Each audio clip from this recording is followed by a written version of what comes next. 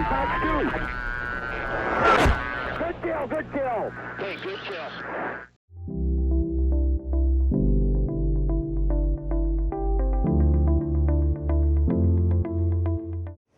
Hey guys, welcome back to another video. Today we're going to be in the flanker. It's been a while since I flew this thing, and it is one of my more favorite aircraft in DCS in terms of air superiority.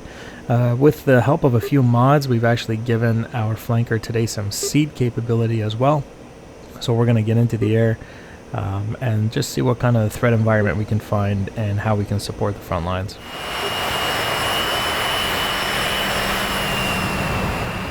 In this scenario, we are in Germany, but I guess because we're using the more modern missiles, it's as if the Soviet Union hadn't collapsed, and we were still in power as the Russians, and we're still in Germany.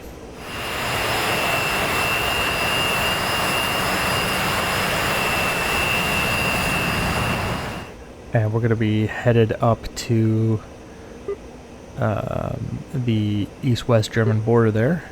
And we have reports of some NATO incursions happening along that line there, and we're going to check it out. We have several NATO SAM systems there. Check out all these flankers. Hawks, Rolands, Patriots further back, layering over the Hawks and Rolands, and we've got that too. We got SA6, S300s. Let's go ahead and roll, get airborne here.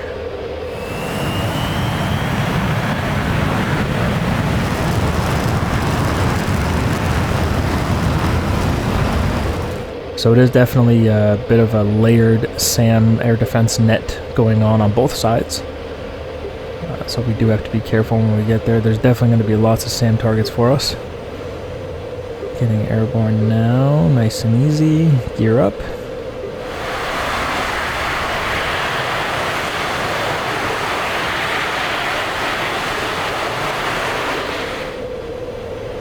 Excellent, and we will now break left over the airfield. Let's see if there's any other flankers or anything we can join up with in this area.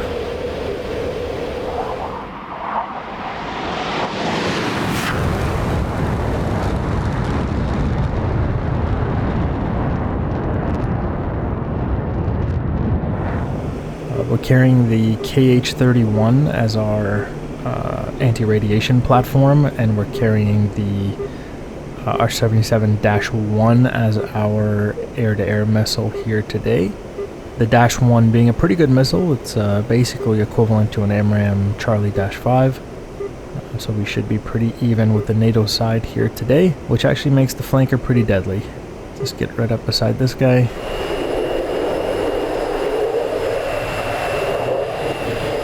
Especially with the modernized missiles, the flanker is actually extremely lethal.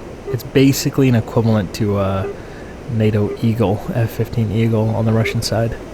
That guy's gonna take a tactical spread. Off to my left. We'll head in and see if we can find anything now.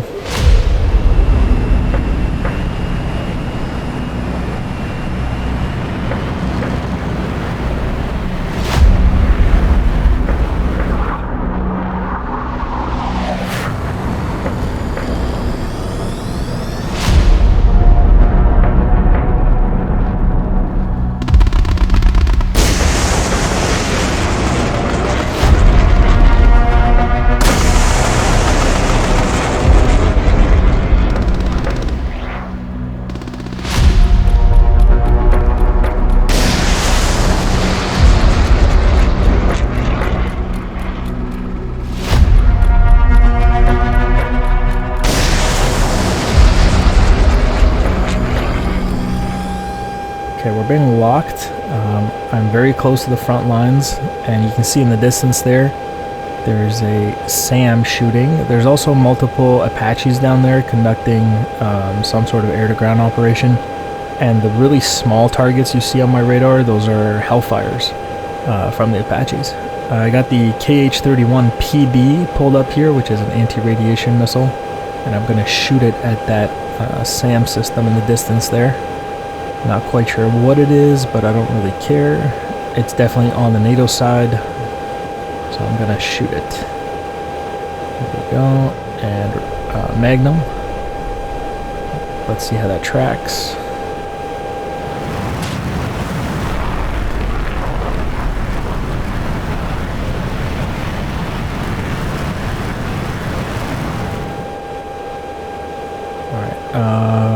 I'm going to have to defend here because we're pushing into their lines, but I want to give them a couple more here. So, Magnum 1. And... oh, he shot at me. And here's a third one. Let's get out of here. Missile.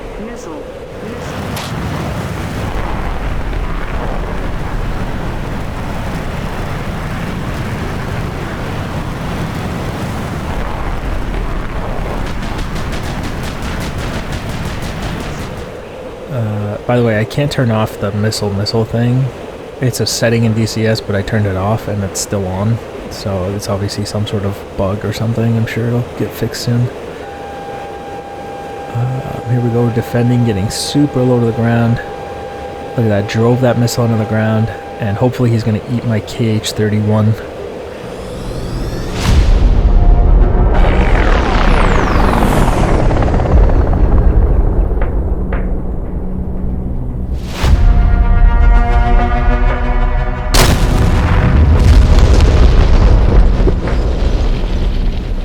Here's my last KH-31. We'll just shoot that out of here, and I want to defend. Hopefully it finds something to hit.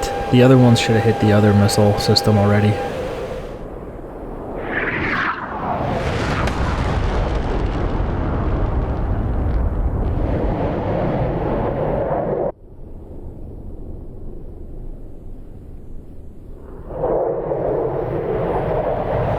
And if I can neutralize the SAM systems in this area, then I kind of open a hole for myself where I can operate without having to worry about SAMs every 2 seconds. I flew by an Apache earlier, so I'm just like spamming the lock button right now, seeing if the aircraft can lock something for me as I pull across the horizon.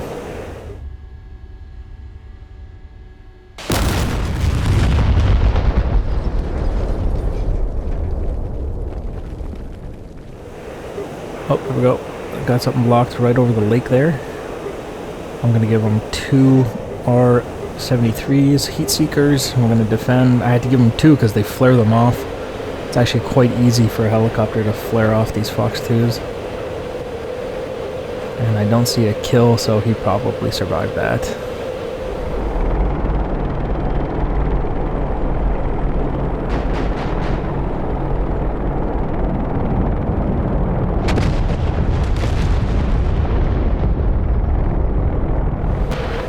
So one of the reasons that a helicopter does so well with flares against Fox 2s is that the flares are so much hotter than the engines of a helicopter, right? They're so hot that they can even compete with an aircraft that has afterburners. They can trick a Fox 2 by being so hot that it ignores an afterburner and goes after a flare. So think about that. If they're so hot, and helicopters don't have afterburners, obviously, right? So when they drop flares, the flares are actually quite effective. Similar concept to like an A-10. A-10 doesn't have afterburners, so when it flares, those flares are actually very effective against heat seekers. I'm going to turn around here. Not much I can do about those Apaches because there are fighters headed over here. Look at all this jamming on my screen. So much jamming. Fox 3 on this guy, got burned through on him.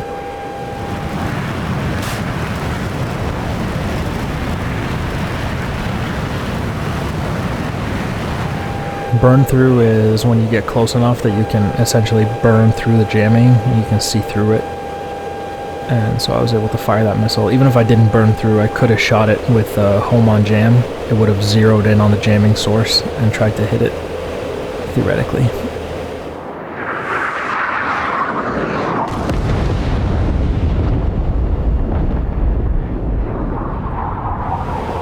However, home on jam missiles, they're a little bit different because they do not fly lead against the target. They fly pure pursuit. So they're a little bit easier in terms of energy to defeat.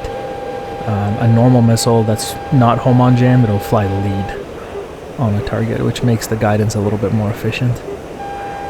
We might have got that guy actually because he fell off data link. but look at this tremendous jamming on my screen. I can barely tell what's going on. Can't see anybody here. These guys are jamming my face off. Take a look at this data link here if you want the full picture of what's going on in this environment. You can see all those dashed lines on the data link there, that's all jamming. There's just like massive NATO electronic warfare coming over the border there. Look at this, we got some sort of burn through and I got a bunch of targets here. Nope, jamming's back. Oh man, look at all this jamming, this is crazy, I can't see anything. Oh, we're taking tracer fire from the ground, I'm just gonna ignore it. I'm too high, it would be nearly impossible for them to hit me. I just saw that tracer go by, look at this, there's tracers flying by. I just lost lock on that. I'm out of here, man. I'm getting too close into their territory. I'm taking AAA. There's way too much electronic warfare, way too much jamming, and I feel like I'm kind of being lured into a trap here. Like, look, there's like 3-4 guys all around me. So I'm actually just gonna fall back to be safe, and then we can re-engage. But you can see how jamming in electronic warfare can be super effective. You know, I essentially couldn't do anything with that. Even if I could have got a missile off, I would have lost lock almost immediately, and that missile would have been, you know, essentially garbage. I don't see anything up high. They're doing a good job of staying out of the contrails, these guys. Situational awareness very low here, again because of the jamming.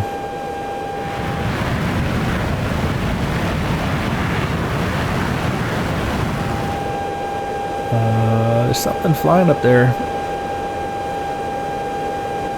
I got it locked. It's an eagle. I don't know how he got up there, but he's gonna die. Fox 3. There's no defending that.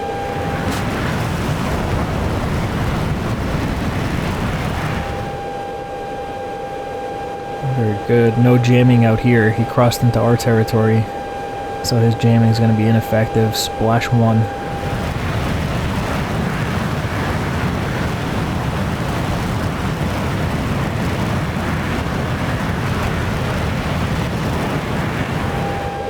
Again, mostly because I was so close, but he also didn't have the jamming of all of his other units to help him out there. Missile? From where? What? I'm inside our territory. I wouldn't be too worried about it. It can't be too effective. Oh! No! Oh my god. From where? I thought at first it was a SAM. I wasn't too worried about it, but I think it was some sort of eagle out here that got me. And he was not on data link. Again, probably jamming.